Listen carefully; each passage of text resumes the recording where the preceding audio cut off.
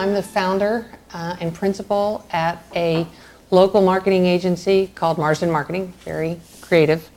And we've been in the Atlanta market for a long time. However, we started in 2001 being predominantly a marketing consultancy focused on marketing strategy.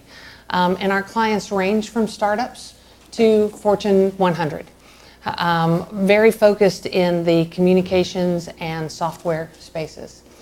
So you'll see that I come from a bias of strategy and also a bias of B2B and technology.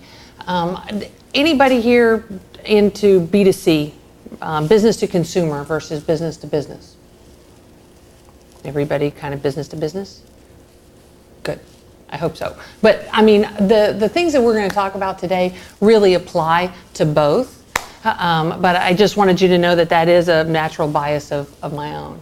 What I hope to do today is spend probably about 35 minutes, maybe 40 minutes, going through the information that I have here. But we're a small group, and I would like for this to be more of a conversation than a presentation, because it's for you to get out of it what you can, no matter where you are in your journey of developing your business opportunities. And so, as I said, I put about 35, 40 minutes of information together, but I expect that we'll have conversation during it or certainly have room for Q&A at the end. Okay? Sound good? All right. So let me see if I can put this into action. Just a little to begin with. What are we going to cover? As I said in the presentation overview, let's start with what the priorities and challenges are. I mean, every company is different. Everybody starts at a different point and is trying to get to a different place, but there's some definite commonalities in terms of what you're dealing with and your priorities and challenges. One of the things we get asked all the time is, how much should I spend on marketing? So we'll talk a little bit about that. And then we'll talk about, how do you actually get to your market? And there's some principles that you should apply. Again, it doesn't matter what kind of business you're in. There's some rules of thumb that you can use. And then one of the things that's so important is, how do you figure out how to get the right messaging? You know, you spend an awful lot of time making sure that people understand why you're so wonderful. So we'll go over some tips on that. And a little bit about measuring, because as we all know, if you don't measure it, you have no idea how you're doing. What we won't cover. There's a little bit of a bait and switch to call this Agile marketing for startups, because in point of fact, I'm not going to tell you how to do Agile as a methodology. As I'm sure most of you know, Agile started in the software development arena, and there's a very specific set of steps and way that you use Agile to do things more quickly. But there are some concepts, and that discipline has been translated over into marketing. But first of all, Agile assumes that you have a team. And there's a way that the team works every day and over periods of 2-week scrums. But I'm assuming that most of the folks in the room here, you probably don't have a 10, 15, 20 person marketing team to run Agile through. So what I want us to do is apply some of the concepts of what's behind Agile to what you're doing every day. We're not going to talk about whether or not you have a great idea. We're going to assume, if you're a startup, you've already figured out that you have a great idea. And also, product go-to-market, your pricing, your distribution, those types of elements, they're very unique. And when you come to strategy, it's very dependent upon specifically who you're trying to get to and what you've got. So we won't cover that. So we'll cover more of the, how do you get in front of your market?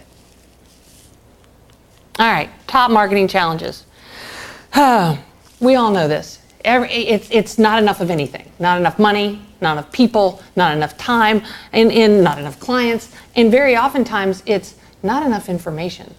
So oftentimes, you've got some great ideas. You may have gotten 1 or 2 clients. You may have even gotten 50 clients. But that isn't necessarily enough information to truly understand, what should I do next? Certainly, knowing how to spend your time, most of you guys are all wearing lots of hats, being called on to do a lot of different things. So what should I focus on? And when it comes to marketing, is there a particular order of things that I should worry about? And if so, what are they? And the cost of acquiring a new customer has got to be less than the total lifetime value of those customers. And when you're a young startup, that's a real challenge, because it seems like all you're doing is spending money or spending time that you don't have to get there. So what we're going to talk about is how you can put some prioritization in place to help you overcome these, no matter where you are in that stage, to move forward. There's some good news, even though it might seem overwhelming. I don't know if you guys know this guy, Guy Kawasaki. He was the chief evangelist at Apple. He's a very heavily quoted in social media, all around interesting guy. And as he said, if you have more money than brains, then you should focus on outbound marketing, which is traditional advertising. But if you have more brains than money, you should use inbound. And we'll talk about what inbound marketing is. Anybody not familiar with the term inbound marketing? Good. You wouldn't necessarily need to be or have been. But digital is the great equalizer. Today, the tools that some of the largest companies in the world use are the tools that you have access to. If you've got a computer, and because most software today is software as a service, you don't have to have servers, you don't have to pay hundreds of thousands of dollars in licenses. You can use a freemium and get a bunch of the same tools that the biggest and brightest have. And also, you have the ability now to know more than you've ever been able to know in the past. With things being digital, you have the ability to measure in ways that you've never been able to do before. So that's all very encouraging in an age of how do I get more done with less. But it's not all good news, because it's a really noisy market. The way people have now gone to market, the buyers have more information. They have more ability to make their own decisions. They're in more control than they ever have been before. And all those tools that you can have as a freemium, you can drown in them in terms of which one should I use and how do I put them together and what should my stack of tools be. So that's something to be aware of. So what we're hoping to do is give you a roadmap to clear through that clutter and better identify what's best for you. All right, so let's talk about your priorities. Number one, make a plan. I know that sounds like duh, but in a really busy, oh my gosh, I have so much to do. How do I, it's like somebody at home saying, I don't make enough money to make a budget, right? I can't live by a budget. Well, in point of fact, you do. You absolutely need to make a plan. Define who you're going after. And that one of the things I would have you think about is most of the time when we talk to companies that are just getting started, one of their biggest fears is leaving something out. I don't want to exclude anything because I might miss this great opportunity. But the problem is if you try to go after everybody at the same time, you will have diluted your focus. And it's better, and again, talking about how you apply Agile, pick sections, define them, and then put a plan together on how to quickly verify as to whether or not that market sector is appropriate, whether it's big enough for you, whether that sector is willing to pay what you want or need to make in order for your product.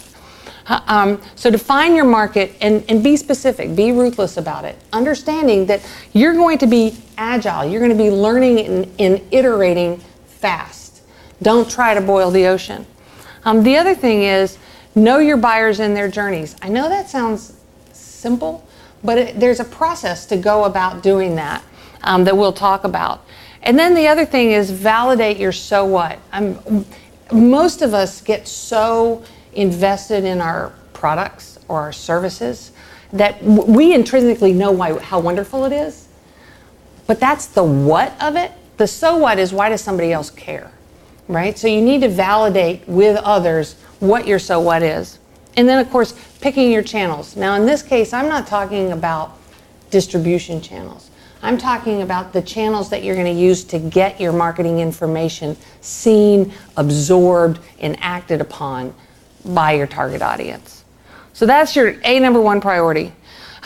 Second thing is create a budget. And I know that sounds hard, particularly if you're brand new and you say, how do I do that? Well, we'll talk about some rules of thumb that you can do. But then you got to execute. The plan should help you be able to execute. And I want you to think about how you build your plan, create your budget, and how you execute with this. Pick ways that you're going to learn on each thing. You're going to learn about your market. You're going to learn about your customers. You're going to learn about your product's pricing. All of those things, and you want to learn them quickly and say, did this work? Now let me try something else. You should be iterating in rapid cycles. All right, marketing budget. First of all, I would tell you that your budget is not just your money, it's also your time. And these numbers, how much should you spend? 12 to 20%. Now this is an industry average for early stage companies, from startups to early stage.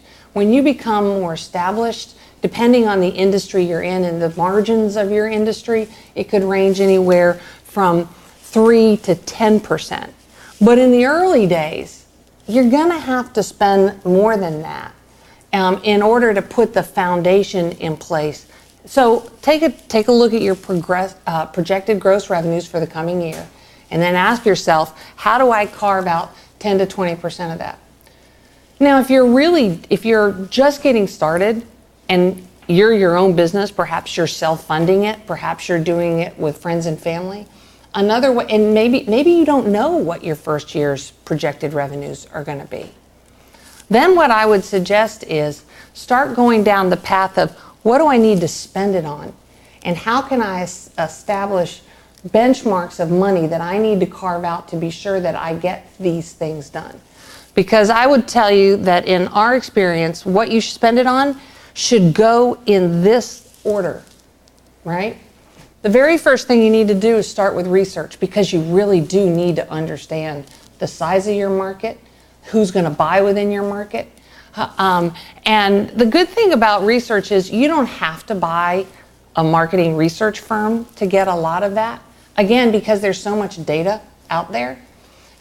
You can use your industry associations. You can use your local commerce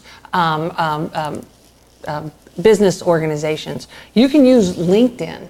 There's a wealth, a plethora of different ways that you can go about gathering information to help you do the market research you need to really dial things in. That doesn't mean that you won't necessarily need to put aside some money to do some focus groups or to do some testing. But you have a great opportunity to tap into some resources that don't cost a lot of money right off the bat. The next thing you need to do is make sure you've defined your brand. Now, again, I'm not saying that you need to spend $20,000 by hiring a branding firm to do that. However, the one thing in each of these areas that I would have you think about is, what can I leverage? Who can I leverage? What should and could I do on my own? Again, where you're trying to target your product, you need to figure out how that brand is being represented. I know even one of the biggest things that people come up with is, how do I name my company?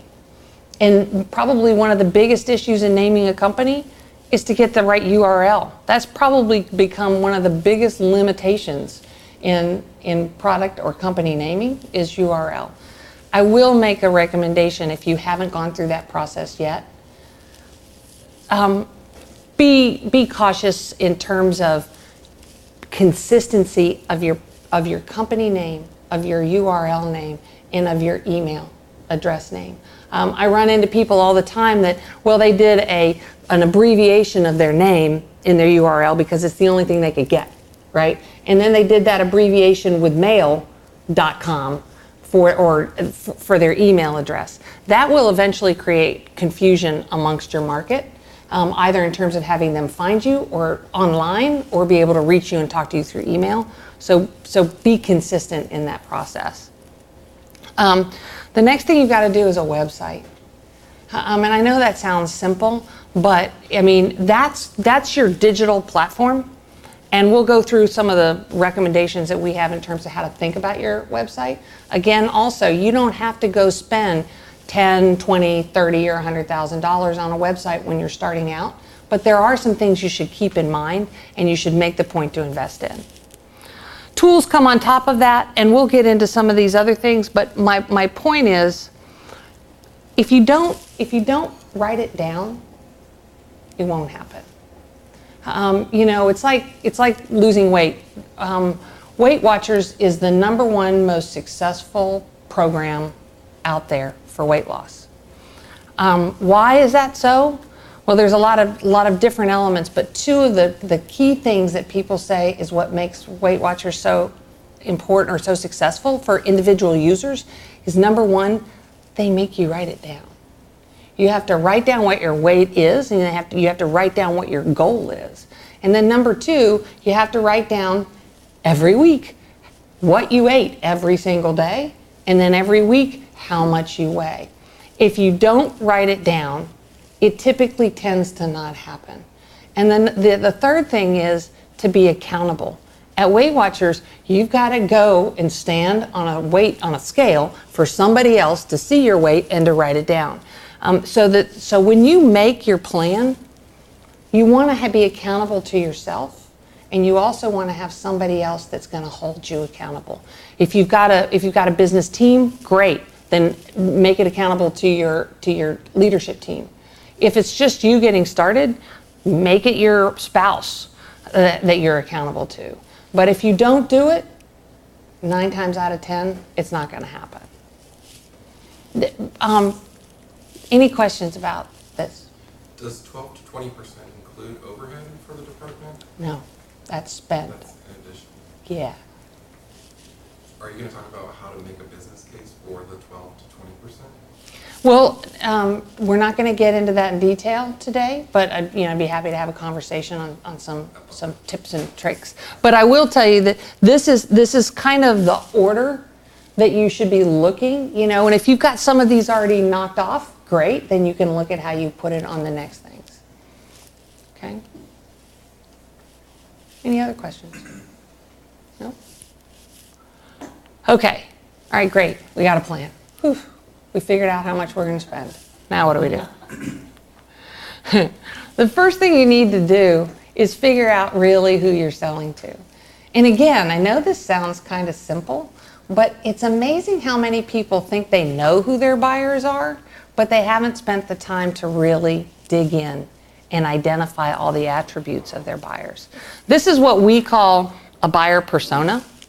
And it's a lot of times we're selling to who we are, right? So we think we know who we are, but very rarely are we the only representation of the buyers that we're trying to get to. So what we recommend is you use a format, and we've provided you a link so that you can go and get your own buyer persona format. But you really want to identify everything about this person. And why is that? Because you want to be able to talk to them from their perspective. If you think that your product or your service is like killer and everybody's going to need it, that's great. But what happens if the person who's responsible for buying it, that only represents one of 100 things that they're worried about on any one day? If your level of importance is small within their world, then you're going to have to think of other ways to elevate the reason for them to care about your product. Or you're going to have to think about who else might be involved in the buying process. And they become those influencers. And maybe if that represents a larger portion of their worry set, then I can get to them and they will be the champions to take my ideas forward. Does that make sense? So what we, in a lot of cases for products and services today, there's not just one buyer. There's a buying committee. Oftentimes in B2B and in larger size deals, there are multiple people that are involved. So we recommend that you create this type of process for each of these. So map their pain points and use their language. We have this thing over there called lexicon. What's the terminology that they talk in? If they're in procurement, I can guarantee you they've got a whole language that's different, right? If they're in operations, they have a particular language. If they're in finance, they have a particular language. And while what you are offering may have nothing to do with finance or procurement per se, But if those people are involved in your buying process, you want to make sure you understand their language, because you want to make sure that you're then talking about your product in their language. The other thing that I encourage you to think about with this is a lot of industries get really in love with their own terminology, right? Particularly in IT, there's acronyms that float all over the place.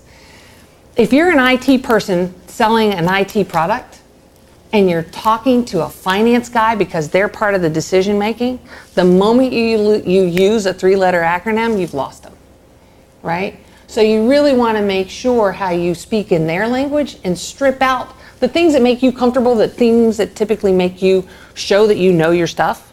That doesn't work for somebody who's not in those same shoes.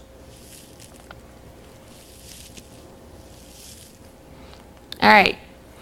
You're going to have access to the tool when you go online. You can click on this little tip number 1, and it'll give you a tool that HubSpot has. It's similar to this. It's a little different. There's a lot of different ones out there. We use this one. The HubSpot one is equally as good, but it's a tool that you can take away and apply yourselves. All right. Next point. You got your buyers, but what are your buyers' journeys? We talk about buyers going through a process of awareness to consideration to decision. And the thing is, these days, there's a lot of different ways to get from awareness to decision. So it's important that you understand actually what that process is for each of them. This is a chart from Forrester. We used to talk about the buyer journey being a pretty straight line. Top, middle, and bottom of the funnel from a sales process. Awareness, okay, I'm going out and looking because I think I have a problem and I want to learn about it. Consideration, okay, I know what my problem is. Now who do I have and who's good at solving it? And then bottom, decision, which one of these am I going to choose? These days, it's not quite so simple. People have a tendency to come in and go out of that kind of process regularly. I mean, just think about within your own lives. How often did you start to do something and then realize, oh, something else is more important? You get hijacked on the way. You get busy. You get shiny penny and go chase another squirrel. Well, that happens to everybody. But if you start mapping out where people go for different parts of what they need to do, this, down here, different color coding in terms of whether they're going on your website, whether they're just generally Googling across the web, whether they're attending events, whether it's a peer review or word of mouth. Understanding each of those as it relates to your business really gives you that understanding of, okay, great, what are all the touch points that I can use to actually move people from one stage to another, or better yet, knowing that they're going to be out there at any one point in time. Studies show that at any one point in time, only about 3% of your potential buyers are ready to buy. That means 97% of your potential buyers are either completely unaware or at some other stage instead of the buying stage. There's no way that you can be just with those 3%, and nor do you want to be, because the other study shows that about 70% of the buying process is happening before people want to talk to a salesperson. It used to be that they have to talk to salespeople to get data, to learn. Now they don't have to do that until much further down the cycle. So if people are not learning from your information online, they're likely learning from your competitions.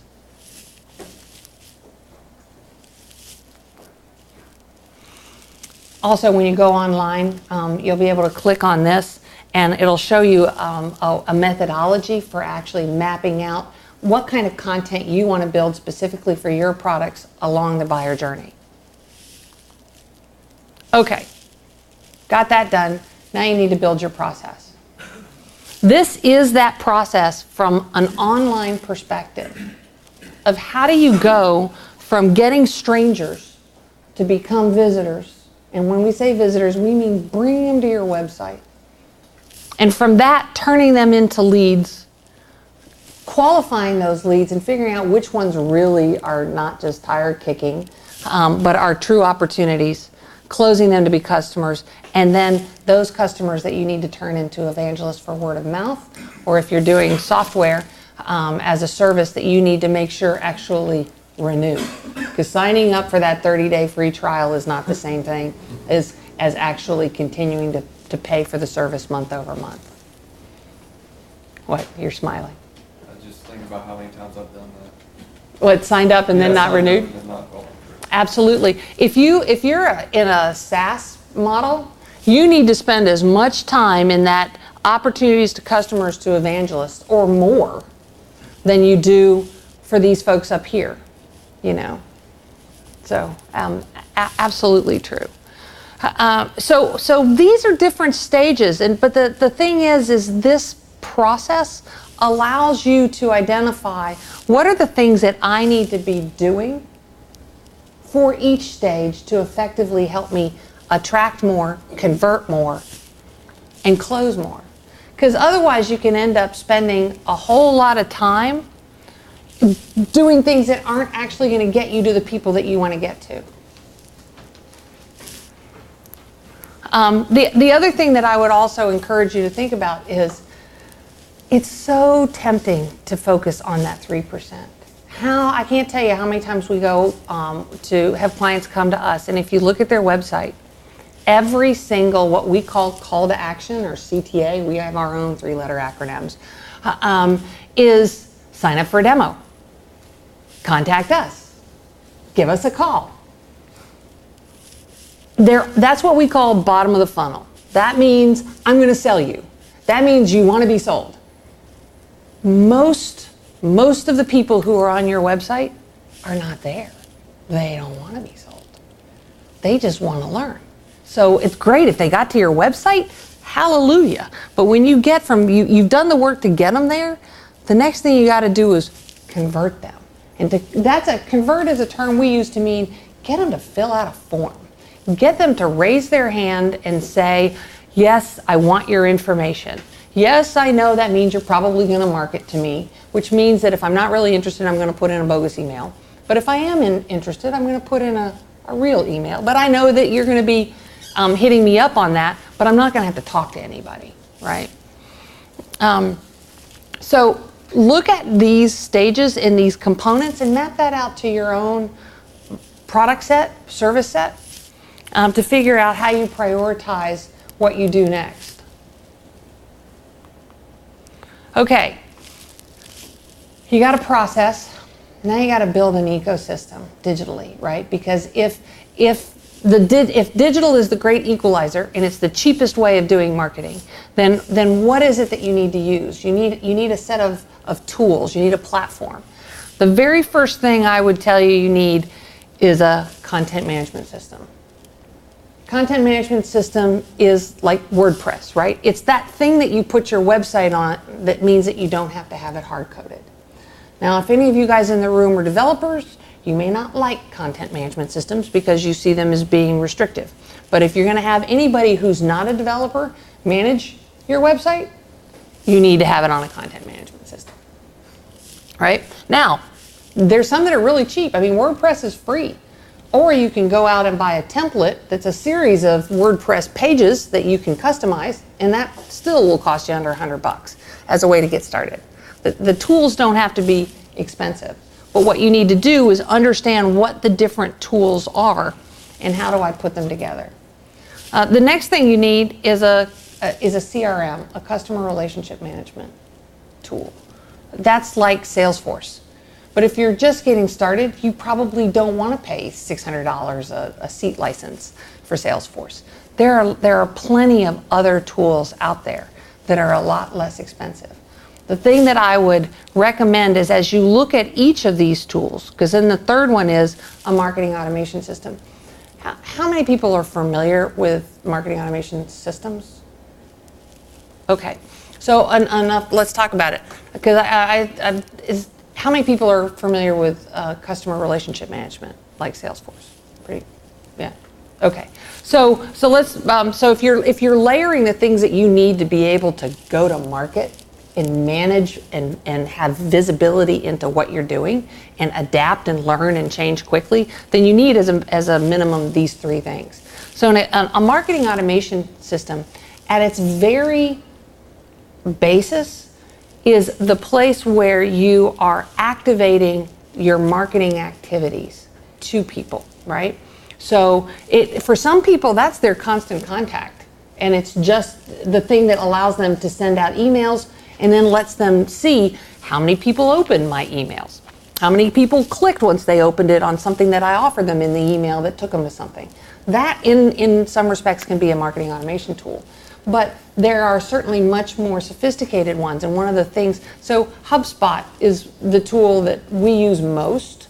You'll hear about HubSpot, you'll hear about Pardot, you'll add Marketo. And then also there's some that are less expensive. Acton is one, for example. There's a number of them out there. But the important thing is you hook it up to your content management system and to your CRM. And when people come to your website and they convert on a form, that data automatically goes into the marketing automation platform. And it allows you to then do automated specific things, like you could preset anybody who converts on this form. Well, in a week, I'm going to send them this email. And in another week, I'm going to send them this. It allows you to automate that. But it also does something very important. It cookies that visitor computer. So now that visitor, whenever they come back to you, you can tell they've come back. And not only that, you can tell them specifically which pages they were on. And you can use that information to understand where they are in their buying cycle. So if somebody has gone to your pricing page, you go, oh, maybe they really are interested. Now that doesn't mean they're absolutely ready to buy, but it's a good indicator. If somebody goes to your we're hiring page, that's a pretty good indicator that they're not there to buy, you know? And yet you still want your website to be a hiring tool, but you want to be able to know where to spend your time. So a marketing automation system coupled to your CMS gives you that ability. Any questions about this part? Okay. All right, so putting your website to work. We see all kinds of websites. We see really ugly ones. We see really fancy ones. We see digital brochures. We see super sophisticated e-commerce sites. Well, but regardless, I mean, actually, sometimes really ugly sites can be really effective at converting. So it's not just to make it beautiful, it's to put it to work. So the very first thing you got to do is attract visitors, which means that you have to do search engine optimization. And what I'd encourage you to do, there are tools out there that, again, are free that you can use. I encourage you to think about when you do search engine optimization, you can do it on your own, is to not just think about how you would search, is to think about how your buyers will search. Very oftentimes, as an example, somebody who's selling sales appointment setting, right?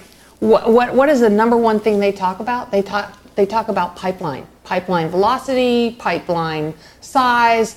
Well, if you go look at SEO for pipeline, you're going to come up with a whole bunch of oil companies.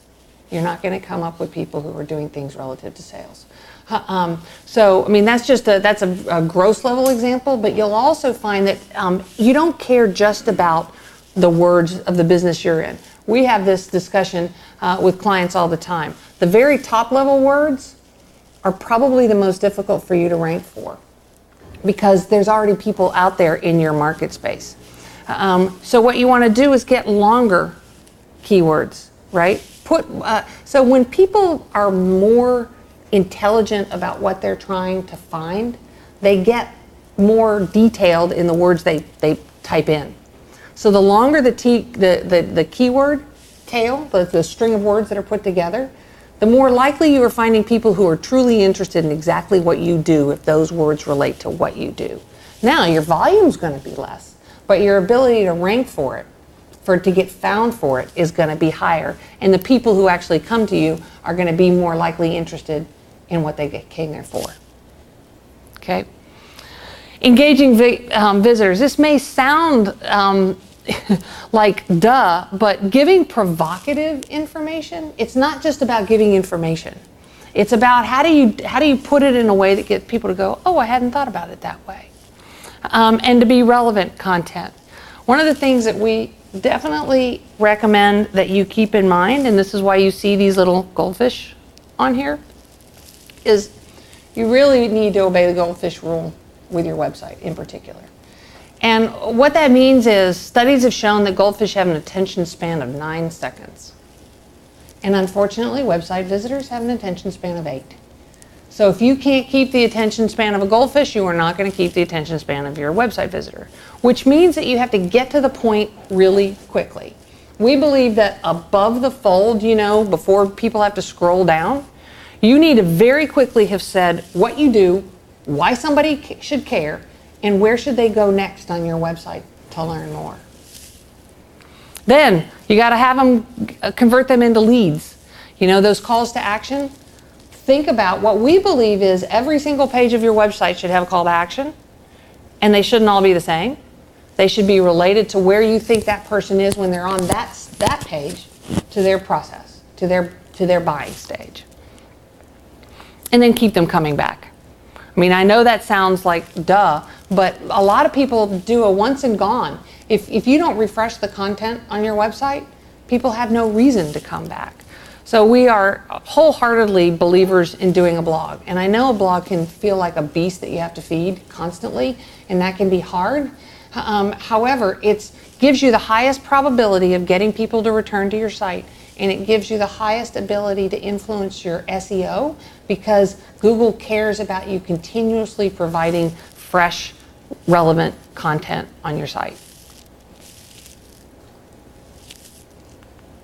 All right. Once you've got your website built, then you got to have, what are the other tools that you can use? When you're first getting started, of course, the very first thing you need to do is have Google Analytics on there, right?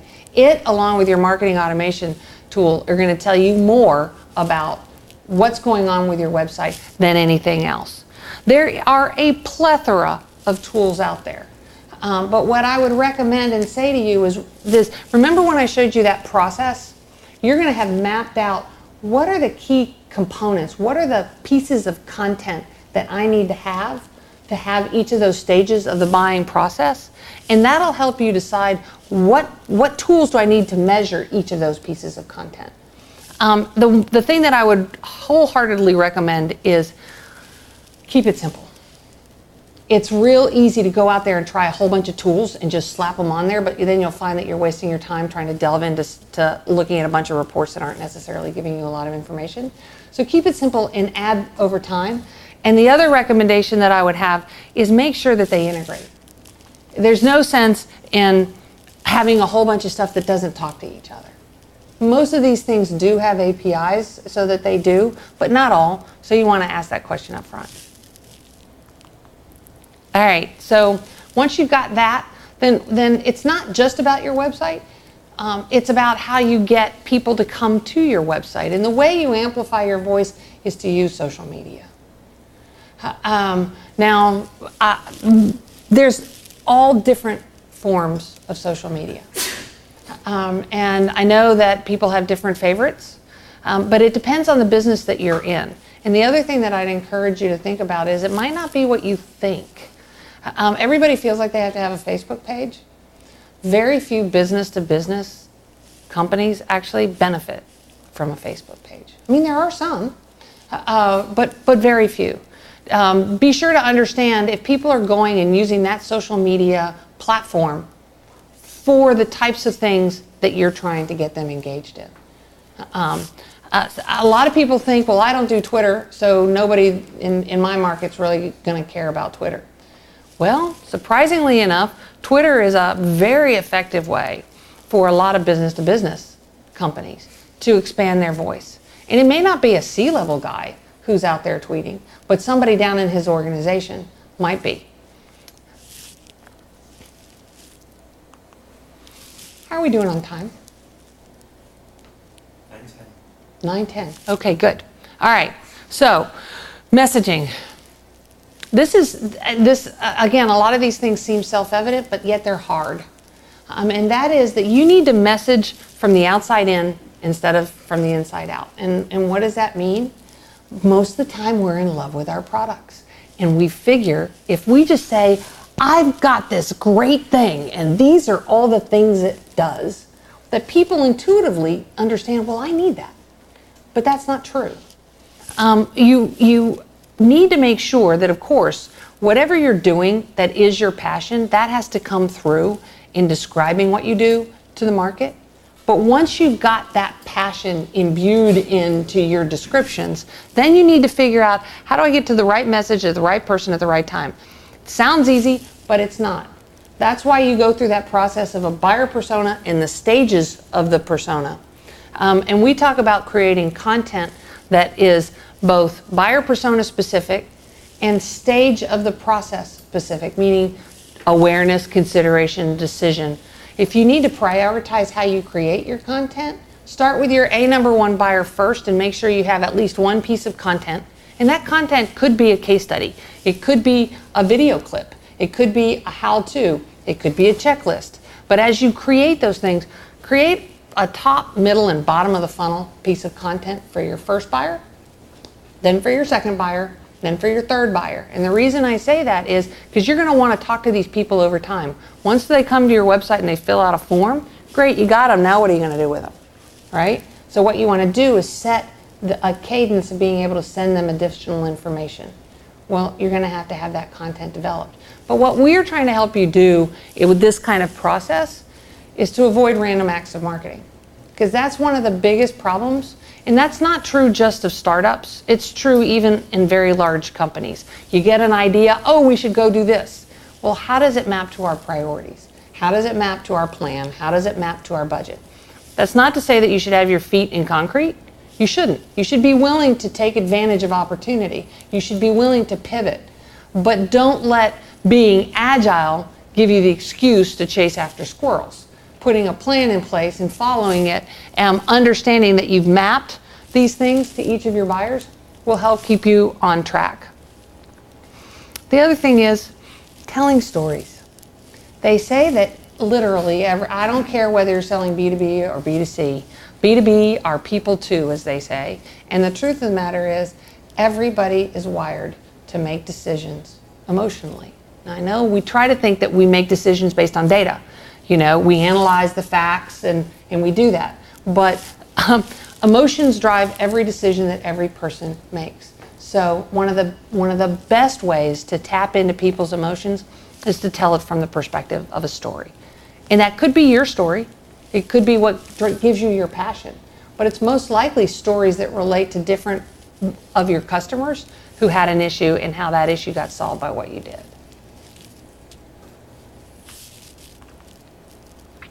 Metrics. If you don't measure it, it's like it doesn't exist in a lot of ways. You don't know how well you're doing. And I know one of the things that's really challenging is, well, what should be my targets? Well, start small. If you've got a website today and you know what your website traffic is and you say, okay, my objective is to increase. How much should I increase? At the moment, let's say you're going to increase it by 20%. What are the things that I need to do to increase over the next 6 months my traffic by 20%? How am I going to back that into the different activities that I'm undertaking? I'm going to do it by SEO. I'm going to do it by social. I'm going to do it by blogging. I'm going to do it by email. And if you have the budget, you're going to do it by those outbound, pay-per-click, content syndication, going to events, right?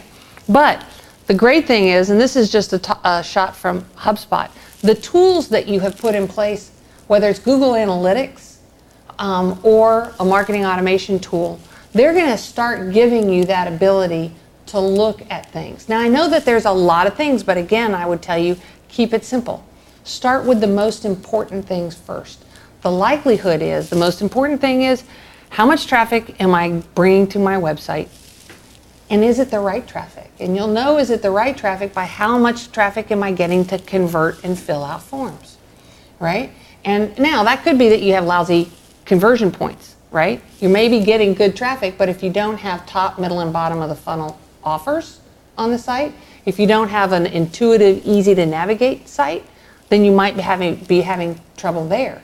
But looking at first at your web traffic, second at your conversions, and then look at your conversions on the type of traffic. What percent are actually filling out a give me a call or I want to see a demo? That's probably not the highest conversion point you have. If it is, I'd heartily encourage you to add some additional CTAs that are higher up in the funnel, because you want to catch that other 97% of the people who are likely on your site. Okay, so summary, takeaways. If you're small, if you're getting started, the very first thing you need to do is make a plan. And that plan needs to include a budget. And that budget needs to be not just for how much money you're going to spend, but how much time you're going to spend. And the time you're going to spend is not just for yourself, but for somebody else who's going to help you be accountable. Now, if you're a team, and that's great, you've got somebody already that you can assign to have this responsibility, you still need to make sure that as a group, you've decided how much time they're going to spend on each of those activities and how you're going to hold each other accountable to that plan. The more hats you wear, the more you need it. The harder it is to do, but the more you need it. I said at the beginning, you should be looking to spend 20 to 25% of your time on marketing. If you're just starting out, that may make you roll your eyes. Oh my gosh, there's no way that I can afford to spend that amount of time just doing that. Well, the studies show of the top 10 challenges that startups have, marketing is in that top 10.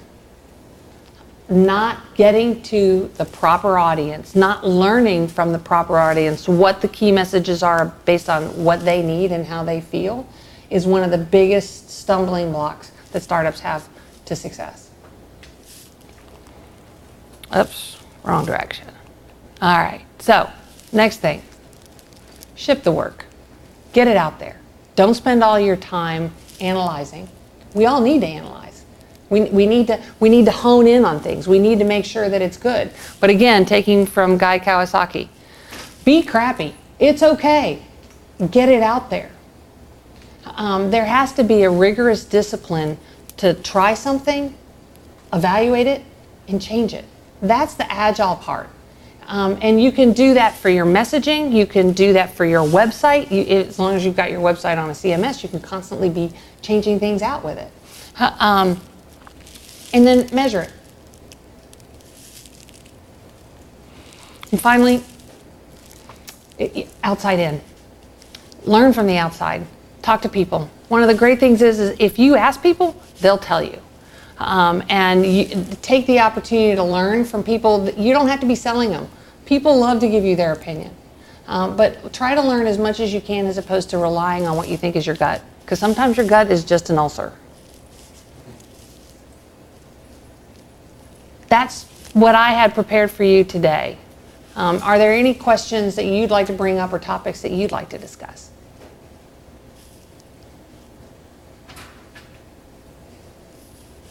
Going back to the tools. Sure. That one? Yep. Thank you. Will these slides be available? Absolutely. Absolutely. The slides are going to be available. The other thing is I printed out for you an e-guide that we developed, which is 10 steps to jumpstart your inbound marketing. There's a lot of moving parts in getting going with inbound marketing, and we outline many of them here, but this is another way to give you a little bit more detail on what to do, and also as a reference point.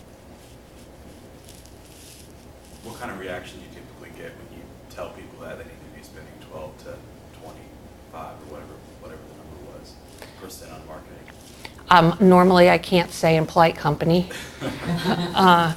Because it just seems like such a lot of money when you're stretched so thin.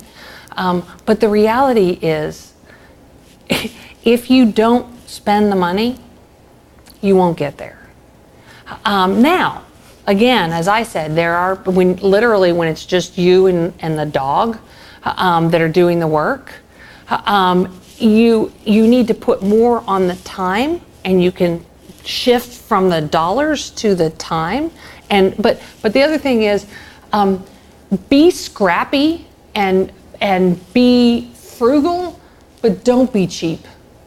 Really, really don't be cheap, particularly when it comes to developing your brand presence. If you look cheap, people will feel that. One of the great things, when I said that going online and digital is the great equalizer, you have the ability to look a lot bigger and a lot more buttoned up online than you might necessarily be in reality. So go the extra mile, and you can do that still by being frugal. You can use templates for websites, but you still have to put some money behind it.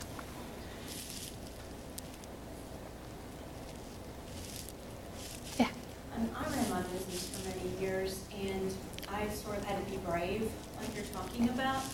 And I had to try many different types of marketing before I found the one that really worked. Yep. And then when I did find the one that worked, that's what I focused on, was that. But another thing, when people start their businesses, sometimes they're so excited about making that first dollar. But if you don't have standards with your customers, if you bottom feed, Yep. okay, if you work really cheap, then who you worked for very cheaply is going to tell everyone You work really how cheap. cheaply you work, and you're never going to get the hourly or the money that you want to bring in. And I was very picky about the customers I took. I had a commercial interior design, and I would always get money up front, and I would always ask them what their budget is. And if their budget wasn't a certain limit, I wouldn't take it. Yeah. I really wouldn't. So I really encourage y'all to be picky a little bit too about who your first customers are, because if you start bottom feeding, that's all you're going to get. That is such a perfect piece of advice. And I'm glad you share that. One of the things that we tell people is you need to learn, and you need to learn fast, but don't assume that your first customers are always your best customers. You need to define what's my ideal customer.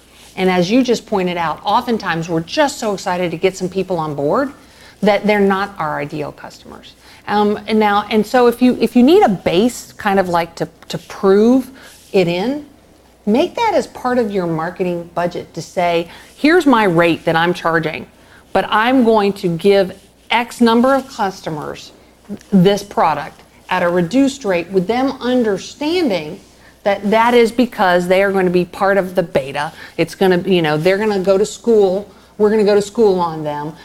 So that they still perceive the value of what you're giving them as something greater, and take that delta and say, that's part of my marketing spend to learn from these guys. Because if you find over time that you can't charge what you think you should charge, maybe you have an unrealistic concept of your pricing. Or maybe you're just scared to ask for the right amount of money. So it's a really good point.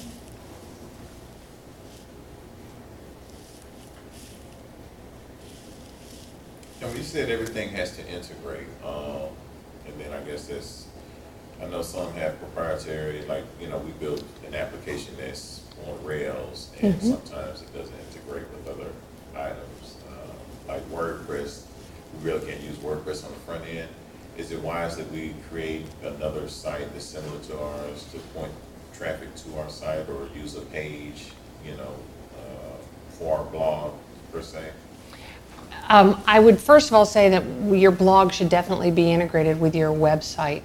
I would have to look at your particular application to answer that question fully, but we find oftentimes that the application that you're selling doesn't need to be on the same platform or even necessarily integrated into your web-facing marketing tool. Understand that this is your presence to the world. It may not be the portal for your users to come in, or you might provide a portal from that web-facing world over to your application for access purposes. Okay. So almost separate the two. Yeah. Oftentimes, similarly with clients that we've had in financial services, they're very concerned about everything being behind a certain firewall. And so they would want to write their own code and put the website back there. I am a huge believer that is not the right way to go, because it doesn't give you the agility. What you've got to do in the marketing world is learn fast, change fast. And if you've got those things living back here and you're dependent on the resources that are also trying to keep the products up and running, it oftentimes doesn't happen.